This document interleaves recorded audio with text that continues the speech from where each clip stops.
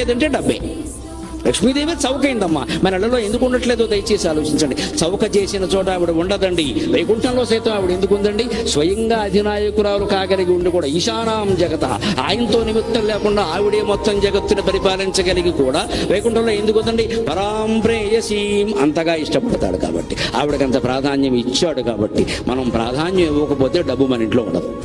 ప్రాధాన్యం అంటే ఏదో మొక్కులు మొక్కుకోవడం కాదు. ఇక్కడ జాగ్రత్తగా ఖర్చు పెట్టడం. డబ్బుకి ప్రాధాన్యం అంటే అది కళ్ళగద్దుకుంటే సరిపోదండి, జాగ్రత్తగా ఖర్చు పెట్టాలి. ప్రతి 10 రూపాయలు కూడా విలువే. 10 పదులు పోగేస్తేనే 100 అయింది, 10 వందలు పోగేస్తేనే 1000 అయింది, 10,000 పోగేస్తేనే 10,000 అయింది. ఊరికే రాదండి ఎక్కడి నుంచి. కణశైవ విద్యామర్థం చ సాధయేత్. డబ్బు కావాలి అంటే కణం పోగేయాలి. చదువు రావాలి అంటే క్షణం చదవాలి. ఆ 100 కదా, ఆ 1000 కదా అంటే 10,000 పోగేస్తేనే కదా డబ్బు అయ్యేది. జాగ్రత్త లేకపోతే ఎలాగా?